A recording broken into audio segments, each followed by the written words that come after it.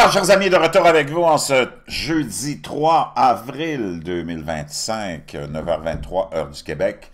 Merci d'être avec moi sur YouTube. Merci à ceux qui sont abonnés. Ceux qui ne sont pas, faites-le maintenant. Envoyez-moi des liens, des messages. C'est toujours pertinent, intelligent et très apprécié. N'oubliez pas de commenter la vidéo. Dites-moi d'où vous regardez. C'est toujours très chaleureux de savoir. Écrasez le petit pouce en l'air et partagez la vidéo. Chers amis, on est dans un univers vraiment différent.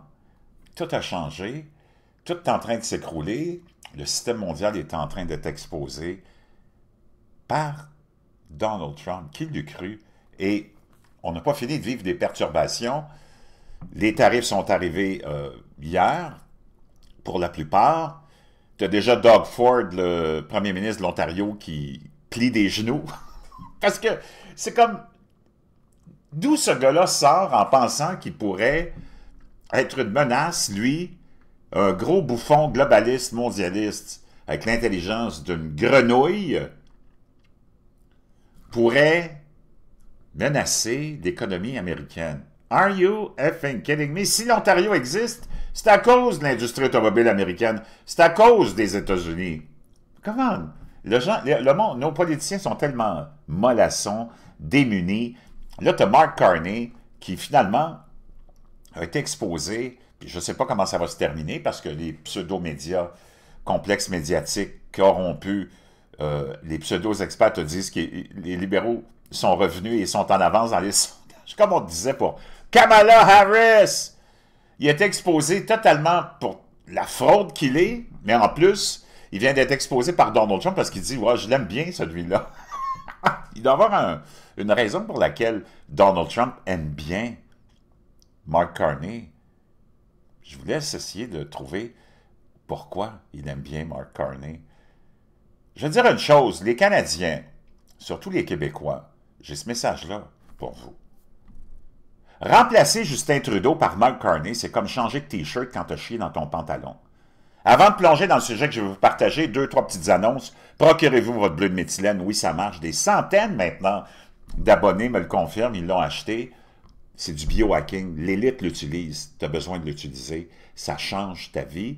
Ça change ta forme. Moi, je pourrais me qualifier d'un athlète de haut niveau. Là. Je m'entraîne 15 heures par semaine et très intensément.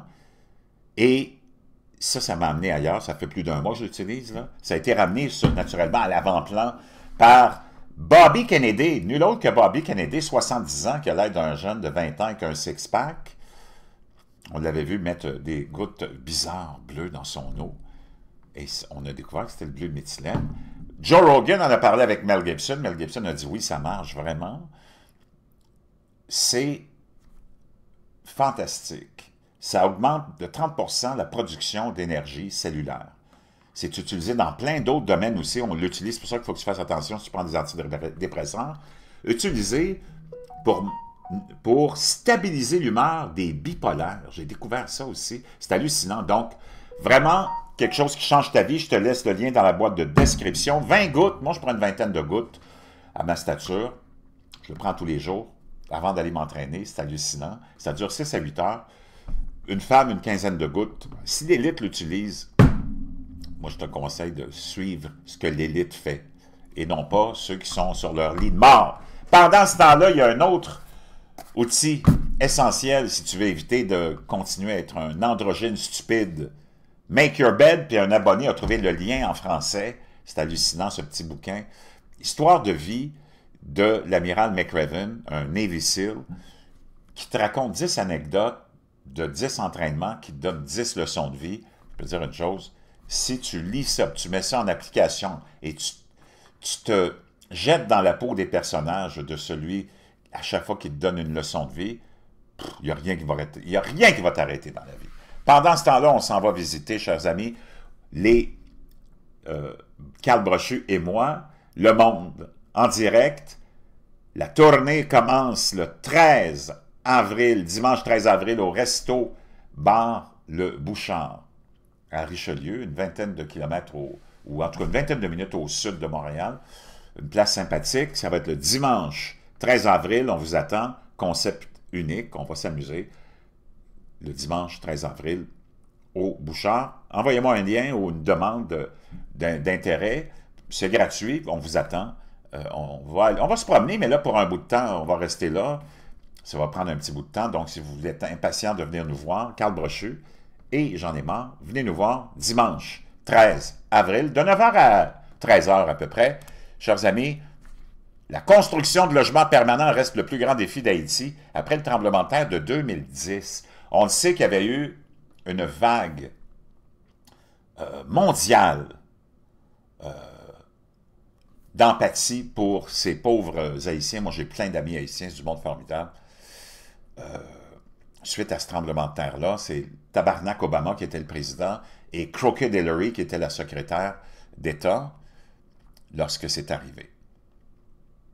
Il y a eu un mouvement de charité incroyable à travers le monde. On n'avait jamais récolté autant d'argent que ça.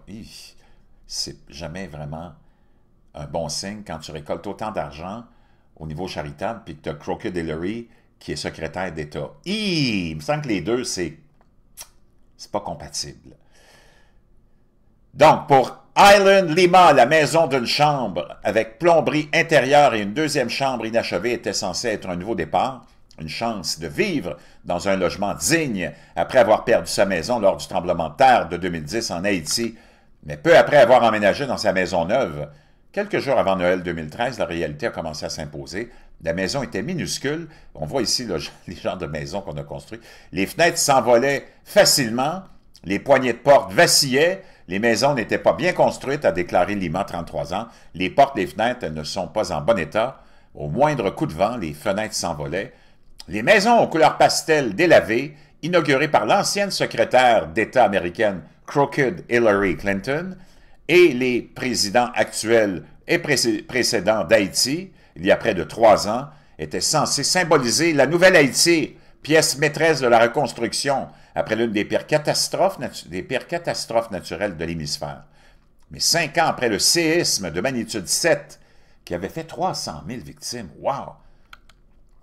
Et contraint plus de 1,5 million de personnes à vivre dans des camps de tentes sordides, le projet immobilier Caracol ECAM, financé par les contribuables américains, est emblématique des problèmes de logement qui ont miné les efforts de reconstruction post-séisme. Seule une fraction des logements permanents promis à Haïti a été construite. Êtes-vous surpris? Les logements ont coûté plus cher que prévu. Êtes-vous surpris? Et la qualité des matériaux utilisés dans les 750 maisons de Caracol a été jugée si médiocre que les responsables de la fameuse USAID, qui vient d'être fermée définitivement par l'administration Trump, où toute la corruption des agences non gouvernementales et des agences d'aide humanitaire a été exposée, envisagent des poursuites judiciaires contre les entrepreneurs. Il y a peu, un responsable du gouvernement américain a qualifié le projet d'excellente maison construite. OK, il y a pas longtemps, il y avait même un responsable du gouvernement américain à l'époque qui avait qualifié le projet d'excellente maison construite selon des normes très élevées. Dès notre arrivée, la maison a commencé à se fissurer, déclarait Lima, debout sur son porche, tout en pointant du doigt les fissures qui encerclaient la peinture bleue délavée. Ce sont toutes des fissures. Ce qui est encore plus déconcertant, c'est que le projet n'est pas le seul à échouer. Environ à 270 km au sud de Caracol, dans le village de Louman Casimir, financé par le gouvernement haïtien, situé en périphérie de Port-au-Prince, des familles déplacées par le séisme vivent également dans des maisons mal construites, dans un lotissement dont seulement 30% des maisons sont achevées. Et seulement 47 des 1280 logements achevés sont occupés. Près de 2 ans après leur inauguration, l'entrepreneur dominicain Adam Construction n'a toujours pas livré non seulement les 1720 logements, mais aussi le marché et l'usine promis. Les responsables de l'entreprise n'ont pas répondu aux demandes de commentaires du Miami Herald, le journal local de la Floride. Cela a mal fonctionné, a déclaré Odnel David, directeur de... Ça continue tout le désastre de cette aventure pathétique. Regarde les maisons qu'on a construites ici.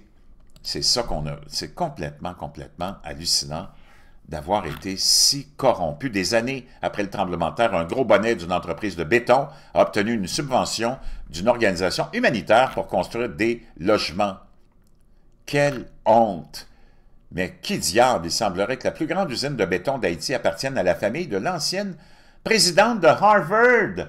Oh! Celle qui a démissionné l'année dernière alors qu'elle était sur le point d'être renvoyée pour plagiat en plus. Tout le même monde, hein? Tous ces corrompus qui vivent au crochet du gouvernement, c'est tous des bons à rien.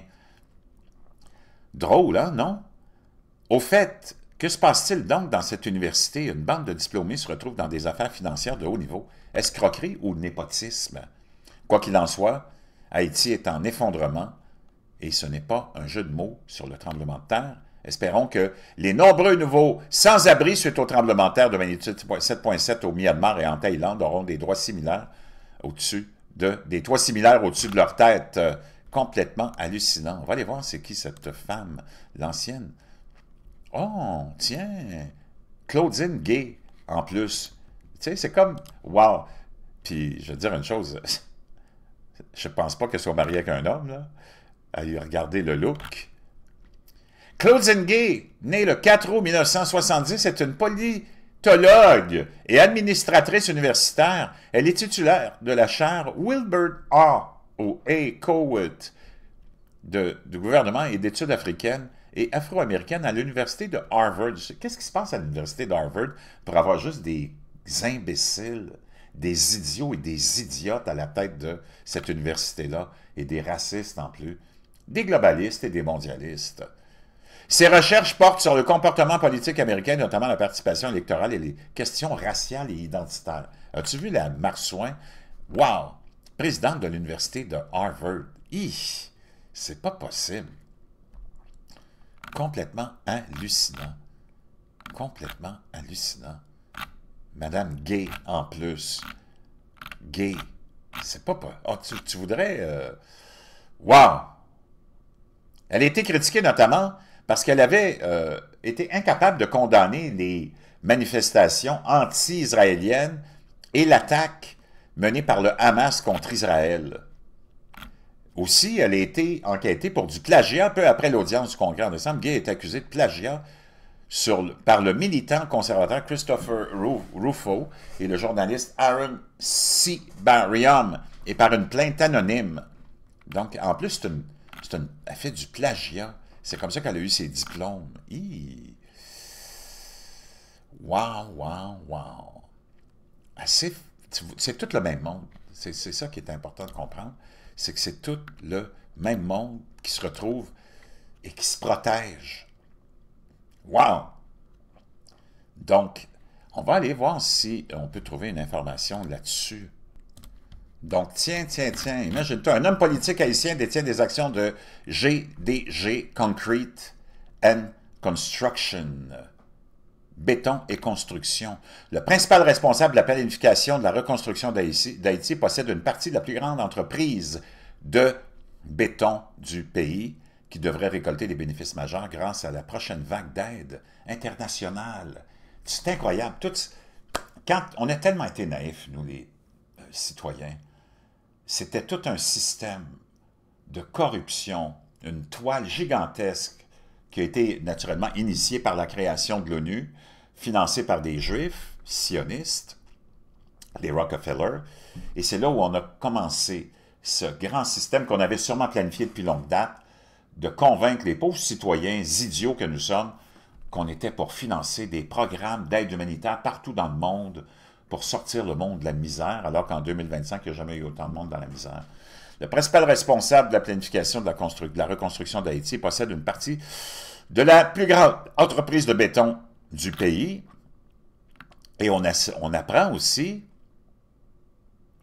que ce fameux Delatour a déclaré avoir des liens avec l'entreprise dans une déclaration de divulgation que la loi haïtienne autorise sa participation. Il a comparé sa situation à celle du maire Bloomberg. Donc, on a ici la... attends, il était où? On a